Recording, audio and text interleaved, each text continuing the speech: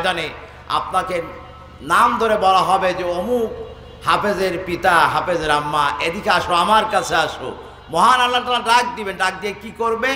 নিজ হাতে মুকুট পরাই আল্লাহ তাআলা বলবে যে ছেলেকে হাফেজ বানানোর জন্য মুকুট পরে আমি তোমাকে সম্মান প্রদর্শন করলাম। সুবহানাল্লাহ। সুতরাং আপনার সন্তানদেরকে এই মাদ্রাসার সময়তে পড়াতে হবে। ছোট্ট ছোট্ট বাচ্চারা আমার এখানে পড়ে, পেলের বাচ্চারা যখন হাদিস পড়ে বা সূরা তেলাওয়াত করে, আমি অফিসে বসে চিন্তা করি, আল্লাহ আমার উদ্দেশ্য সফল হয়ে গিয়েছে। যে উদ্দেশ্য আমি মাদ্রাসা প্রতিষ্ঠিত করেছিলাম, আমার উদ্দেশ্য সফল হয়েছে যে কোরআন এবং হাদিস বাচ্চাদেরকে শেখাতে হবে। ছোট্টবেলা থেকে যদি বাচ্চাদেরকে কোরআন এবং হাদিস শেখানো হয়, তাহলে পরে এই বাচ্চা বড় হয়ে আর বেপথে চলতে পারবে না। প্রথম থেকেই তাদের যদি শিক্ষা দেওয়া হয় ভালো শিক্ষা, তাহলে সেই ভালো শিক্ষার ভিতর দিয়েই তারা চলতে থাকবে। এই জন্য আপনাদের উচিত হবে এখানে পাঠায় দেখবেন আপনার বাচ্চার আমূল পরিবর্তন হবে। এই আশাবাদ আমি আপনাদের কাছে ব্যক্ত করতে চাই। সম্মানিত ভাইরা আমার, সংক্ষিপ্ত একটি সূরা থেকে আপনাদের সামনে কয়েক মিনিট কথা বলা হবে, এরপরে অন্য বক্তার কাছে ছেড়ে দেওয়া হবে।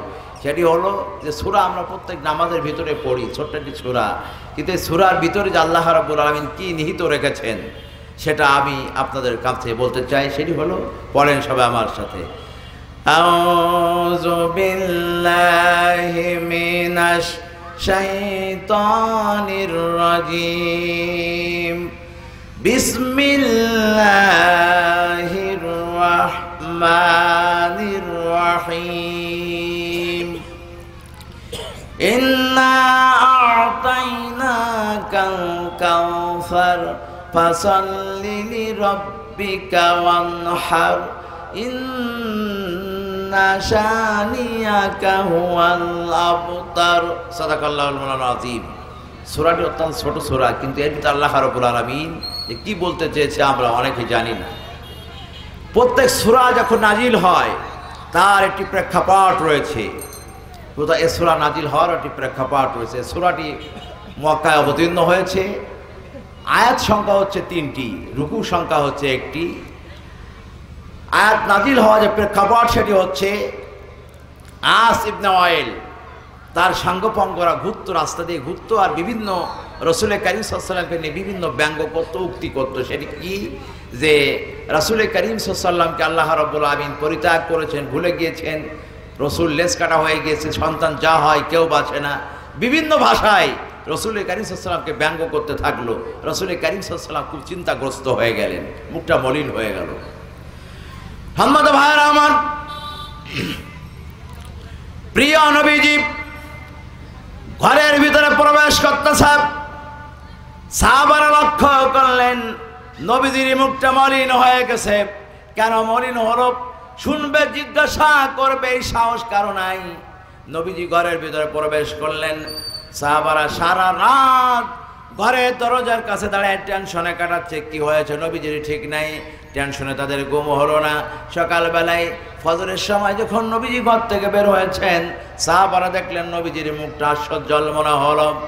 সাহাবারা বলে, নবীজি রাত্রে ঘরের ভিতরে ঢুকলেন, মুখটা মলিন মনে হলো, আমরা সারা রাত টেনশনে ঘুমাতে পারি নাই, আপনি এখন দেখছি মুখটা আশ্চর্যজল মনে হয়। তখন নবীজি বলছে, সাহাবীরা শোনো, গত রাত্রে আল্লাহ রাব্বুল আলামিন আমার প্রতি একটি সূরা অবতীর্ণ করেছেন, যদি তোমরা শুনতে চাও সূরাটা আমি তোমাদের শোনায় দেই। তখন রাসূল কারীম সাল্লাল্লাহু আলাইহি ওয়াসাল্লাম এই সূরা কাউসার অবতীর্ণ হয়েছে গত রাত্রে, সেটা শোনায় দিলেন। অর্থ কি? আল্লাহ রাব্বুল আলামিন এই টেনশনের ভিতরে জানায় দিলেন, নবীজি নিশ্চয়ই আমি আপনাকে কাউসার দান করেছি। এই কাউসার কি? যে কাউসারের পানি একবার যদি কেউ পান করে 40 বছরের ভিতরে আর পানির পিপাসার তার প্রয়োজন হবে না। সুবহানাল্লাহ। সম্মানিত ভাইরা আমার, রাসূলকে কথা জানায় দেওয়া হলো। এরপরে বলা হলো, নবীজি ফাসাল্লি লিরাব্বিকা ওয়ানহার, আপনি রবের জন্য নামাজ পড়ুন, অনহার এবং কুরবানি করুন। নামাজ তো আমরাও পড়ি, কিন্তু আমাদের নামাজ হলো অত্যন্ত তড়িঘড়ি নামাজ, ঠিক কিনা বলেন? অত্যন্ত তড়িঘড়ি নামাজ। আমাদের আজকে যিনি প্রধান মেহমান, ইউটিউবে ওনার একটা আলোচনা শুনতেছিলাম সেদিন, উনি বলতেছে যে এত তাড়াহুড়া নামাজ পড়তে গিয়ে কি হলো, যখন নামাজ পড়তে দাদা ঢুকলো ঘরের ভিতরে, দাদা ঘরের ভিতরে ঢোকার পরে কারেন্ট অফ হয়ে গিয়েছে, দাদা জায়নামাজ বিছাইছে, জায়নামাজের তলায় একটা ফিরা পড়েছে।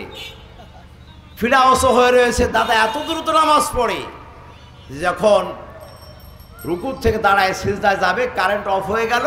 অফ হয়ে যাওয়ার পরে সিজদার ভিতর যে আল্লাহু আকবার যখন বলার পরে ও মা বলে চিৎকার করল, আর কোনো আওয়াজ নাই। পোতা ছেলে চিন্তা করলো, দাদা এরকম কেন বললো? আল্লাহু আকবার বলার পরে ও মা এমন কোনো শব্দ তো নাই, কি হয়েছে? যে দেখলো দাদার মাথাটা ফেটে গিয়েছে, ফিরেতে লেগে মাথা ফেটে গেছে। এত তাড়াহুড়া কেন নামাজের ভিতরে? এত তাড়াহুড়া করা যাবে না। নামাজ আমরা খুব ব্যতিব্যস্ত হয়ে যাই। মসজিদে যাই, ইমাম সাহেবের নামাজ এক রাকাত হয়ে যাচ্ছে, হয়ে যাক, সমস্যা কি? বলা হয়েছে আপনি আস্তে আস্তে যান, যতটুকু পান আপনি আদায় করুন, তারপর আপনি একা বাকিটা সেরে নামাজ শেষ করুন। কিন্তু এত তাড়াহুড়া করেন না। তাড়াহুড়া করার জন্য একজন চাচা সকালবেলা ফজরের নামাজ খুব তাড়াহুড়া করে পড়তে যাচ্ছে, নিবে পাঞ্জাবি নিতে পারে নাই, অন্ধকারের ভিতর দিয়ে চাষি সায়া নিয়ে দৌড় মারেছে। রাস্তায় যাচ্ছে, হাতা খুঁজতেছে, কিন্তু সায়ের কি হাতা পাওয়া যায়? সায়ের হাতা নাই। মসজিদে যে লাইটে আলো দেখে, এ তো পাঞ্জাবি না, এত আমার বাড়িওয়ালা সায়া। এই জন্য তাড়াহুড়া করা যাবে না, আস্তে আস্তে আসেন নামাজের ভিতরে, আস্তে আস্তে সে সুন্দরভাবে আপনি নামাজ আদায় করেন। নামাজ না হলে কোনো কিছু আপনার আল্লাহর দরবারে কবুল হবে না। এই যে আমরা অহরহ জানাজা পড়তেছি না ভাই, অহরহ জানাজা পড়তেছি, কিন্তু আমাদের মাথায় কেন ঢোকে না যে জানাজা পড়ানোর পরে যেখানে কবরস্থ করে রেখে আসা হবে, প্রথম যে প্রশ্ন করা হবে মান রব্বুকা, অর্থ কি বলেন তো? তোমার রব কে? আরে ওই জানাজা থেকে শিক্ষা নিতে হবে যে এর একটু পরে কবরস্থ করা হবে, মুনকার নকির জিজ্ঞাসা করবে মান রব্বুকা, তুমি যে জোহরে নামাজের পরে জানাজা হচ্ছে, তোমার হুকুম ছিল ফরজ নামাজ পড়া, আল্লাহর হুকুম, সেই নামাজ তুমি আদায় করেছো কিনা দেখা উচিত ছিল, ঠিক কিনা বলেন? কিন্তু সেটা দেখা হয় না। ফরজে কিফায়া, যেটা এলাকাবাসীর পক্ষ থেকে একজন আদায় করলেই সকলের জন্য আদায় হয়ে যাবে, সেটা পড়ার জন্য আমরা ব্যতিব্যস্ত হয়ে যাই। কিন্তু আপনার আমার জন্য ফরজ হুকুম, যে হুকুম পালন না করলে পরে কবরের ভিতর জবাব দেওয়া যাবে না, রব্বি আল্লাহ। এটা আমাদের খেয়াল রাখতে হবে। ভাইরা আমার, ফজরের নামাজ ঘুমানোর ভিতর দিয়ে চলে যায়। শুরুতে আল্লাহর হুকুম অমান্য করলাম, জোহরের নামাজে ব্যবসা করার জন্য জোহরের নামাজ পড়তে পারলাম না, আল্লাহর হুকুম অমান্য হলো। আসরের সময় আল্লাহর হুকুম অমান্য করলাম, মাগরিব পড়লাম না, এশাও পড়লাম না, ব্যবসা বাণিজ্য পরিচালনা করলাম, আল্লাহর কথা মতো চললাম না, সব আল্লাহর বিপক্ষে চললাম, আল্লাহর হুকুম মেনে চললাম না। বিশ্বাস করুন, আপনি কবরের মতো জবাব দিতে পারবেন না, রব্বি আল্লাহ। এটা আপনাকে মনে রাখতে হবে। এই জন্য ভাইরা আমার, আল্লাহ রাব্বুল আলামিন দৈনন্দিন 5 ওয়াক্ত নামাজ আল্লাহ তাআলা আমাদের জন্য ফরজ করে দিয়েছেন। এই 5 ওয়াক্ত নামাজ আমাদের সকলকেই পড়তে হবে। রাজি আছি কিনা বলেন? আমরা ওয়াজ মাহফিল শুনবো, যদি আলোচনা হুজুরে খুব ভালো লেগে যায়, হুজুর বলে শেষ করব, শ্রোতা বলে না শেষ করব না, আছে কিনা এমন? যে বলে না হুজুর শেষ করবো, ওইটাই ফজরের নামাজ পড়বে না, সকালে দেখবেন। যে বলে হুজুর শেষ করবেন না, ওর তোর ফজরের চিন্তা নাই, ও শুনে যে ঘুমাবে, বাস কখন আসসালাতু খায়রুম মিনান নাওম বলবো, আর হুশ হবে না। এক জায়গায় মাহফিলে গেলাম, নামাজ, এলাকাটার নাম হলো নামাজ পাড়া। তা আমি মনে করলাম এখানে মনে হয় কোনো বেনামাজি লোক নাই মনে হয়। ও আল্লাহ, সকালবেলায় ফজরে নামাজে দেখি 3.5 জন মুসল্লি। 3.5 জন বুঝছেন? 3 জন বড়, মানে আমি, ইমাম, মুয়াজ্জিন আর ছোট্ট একটা বাচ্চা। লাভ হইল কি? সারা রাত ওয়াজ হলো, মুসল্লি 3.5 জন, লাভ হলো কোনো? এই জন্য আমি অনুরোধ করবো যে এই নামাজ আমাদের সকলকে পড়তে হবে। এই জন্য আল্লাহ তাআলা বলে, নবীজি আপনাকে কাউসার দান করেছি, আপনি নামাজ পড়ুন এবং কোরবানি করুন। এই জন্য রাসূল কারীম সাল্লাল্লাহু আলাইহি ওয়াসাল্লাম যেভাবে নামাজ পড়েছেন, আমাদেরকে সেভাবে নামাজ পড়তে হবে। রাজি আছি কিনা আমরা বলেন? রাজি আছি কিনা? আমরা সকলে তো রাসূল কারীম সাল্লাল্লাহু আলাইহি ওয়াসাল্লামের উম্মত, ঠিক কিনা বলেন? আল্লাহ তাআলা বলেছেন, ইন্না সালাতা তানহা আনিল ফাহশাই ওয়াল মুনকার, নিশ্চয় নামাজ মানুষের পাপের কাছ থেকে ফেরায় রাখে। আর আমার রাসূল বলছে, সল্লু কামা রাআইতুমুনি উসাল্লি, নামাজ পড়ো সেইভাবে যেভাবে আমারে নামাজ পড়তে দেখো। তাহলে রাসূলের নামাজ পড়তে দেখো। আল্লাহ রাসূল বলতেছে, আমরা রাসূলের উম্মতের নামাজটা কয় রকম হওয়ার কথা ছিল বলেন? একরকম হওয়ার কথা ছিল, কিন্তু নামাজ একরকম হয় না। আপনারা দেখবেন কয়েক কোয়ালিটির নামাজ পড়া হয়। আমি বলবো, যদি রাসূলের নামাজ পড়া না হয়, এই নামাজ যদি কিয়ামত পর্যন্ত আপনি পড়েন, তাহলে ওই নামাজ আল্লাহর দরবারে 1 রাকাতও গৃহীত হবে না। যদিও দাগ হয়ে যায় কপালে, যদিও না, ওই নামাজ পড়তে পড়তে আপনার কপালে দাগ পড়ে যায়, বিশ্বাস করুন ওই নামাজ কোনো ফায়দামান হতে পারে না যতক্ষণ পর্যন্ত রসুলের নামাজ না হবে। এই জন্য আমি অনুরোধ করব, আপনার বেশি নামাজ পড়ার দরকার না। অনেকে দেখবেন নফল বেড দিয়ে সব নামাজ পড়তে যাই। আমি অনুরোধ করব, যেটুকু নামাজ না পড়লে না ততটুকু পড়েন, তবে যেটুকু নামাজ আমার রসুল যেভাবে পড়তে বলেছেন আসুন সেভাবে আমরা নামাজ পড়ি। রাজি আছি কিনা বলেন? এই নামাজ যদি পড়া যায়, এক রাকাত তো রাকাত নামাজ যদি আল্লাহর কাছে কবুল হয়ে যায়, আমি বলি ভাইরা আমার, ওই এক রাকাত নামাজ আপনার নাজাতের জন্য যথেষ্ট হয়ে যেতে পারে, ঠিক কিনা বলেন? কিন্তু নাহলে জীবন ভর নামাজ পড়বে, নামাজ কবুল হবে না। এই নামাজের কোনো দরকার আছে বলে আমার মনে হয় না, ঠিক কিনা বলেন? ভাইরা আমার, এই জন্য নামাজ পড়তে হবে। আর শেষে বলা হয়েছে ইন্না শানিয়াকা হুয়াল আবতার। আপনাকে যারা লেস কাটা বলে, আপনি তো লেস কাটার নাই, যারা বলতেছে ওরা নিজেরাই লেস কাটা। কে বলছে কথা? আমার আল্লাহ তাআলা বলছে। এই সান্ত্বনা বাণী রসুলকে শোনানোর পরে রসুলের চেহারার ভিতরে একটা সুন্দর উজ্জ্বলতা দেখা দিয়েছে। ভাইরা আমার, যে রসুলের কারীম সাল্লাল্লাহু আলাইহি ওয়াসাল্লামকে আল্লাহ ভালোবেসেছে, সেই রসুলকেও আমাদের ভালোবাসতে হবে, ঠিক কিনা বলেন? কিন্তু আমরা রসুলকে ভালোবাসি না, রসুলকে শ্রদ্ধা করি না, সম্মান করি না। রসুলের নাম উচ্চারণ হয়, আমরা সাল্লাল্লাহু আলাইহি সাল্লাম পর্যন্ত বলি না, ঠিক কিনা বলেন? এই জন্য আমার রসুলকে ভালোবাসতে হবে, রসুলকে শ্রদ্ধা করতে হবে, সম্মান করতে হবে।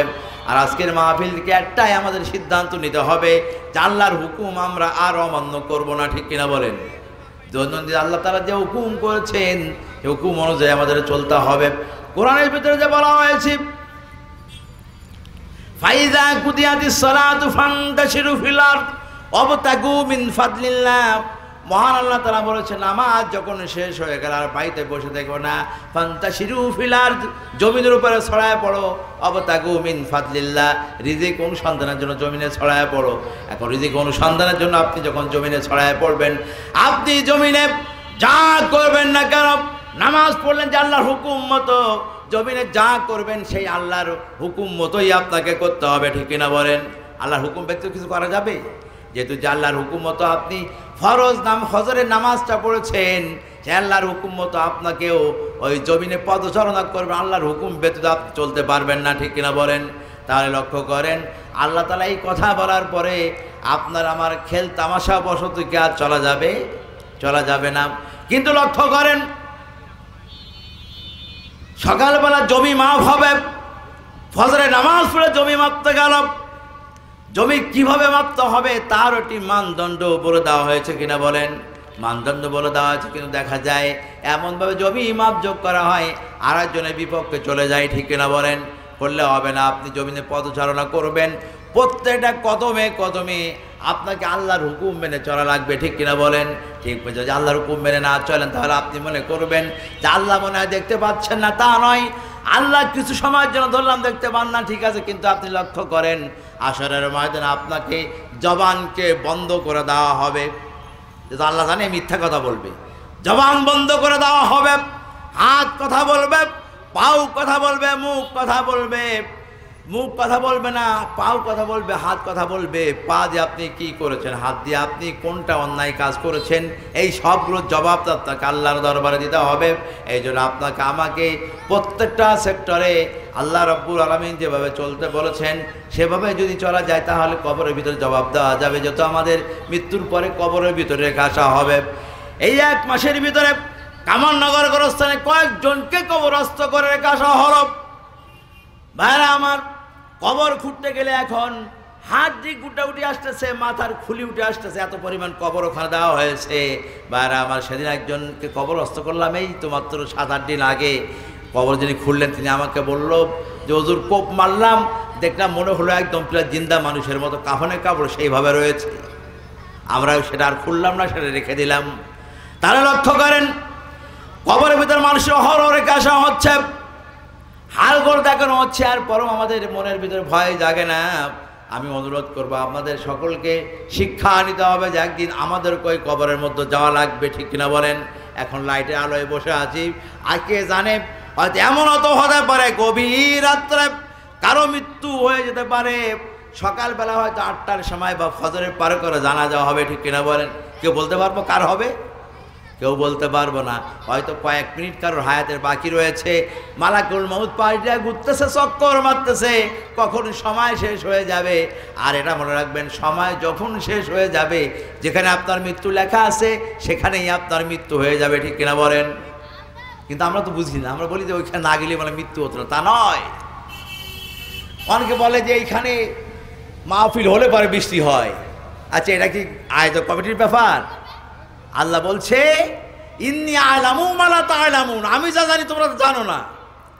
তা কখন কি হবে এটা আল্লাহই তো ভালো জানে, ঠিক কিনা বলেন? আল্লাহই ভালো জানে। যা হবে সব মেনে নিতে হবে, বরঞ্চ শুকরিয়া আদায় করতে হবে। বৃষ্টি হয়েছে, তুমি শুকরিয়া আদায় করো। তারপর বৃষ্টি হয় কার পক্ষ থেকে? আপনি ইচ্ছে করলে এক ফোঁটা বৃষ্টি দিতে পারবেন? আপনি ইচ্ছে করলে বৃষ্টি থামাই দিতে পারবেন? সুযোগ নাই। সুযোগ কার আছে? আমার আল্লাহ রাব্বুল আলামিন। আসুন আমরা সকলে আল্লাহ রাব্বুল আলামিনের সেই কথাটুকু মেনে চলা তৌফিক আল্লাহ তাআলা দান করুক, এবং খাঁটি ইমানদার হয়ে আমাদের সকলকে মৃত্যুবরণ করার তৌফিক আল্লাহ তাআলা দান করুক। আমার সবাই বলে আমিন। ওয়া আখিরু দাওয়ানা আলহামদুলিল্লাহি রাব্বিল আলামিন। আসসালামু আলাইকুম ওয়া রাহমাতুল্লাহ। সমস্ত ভাইরা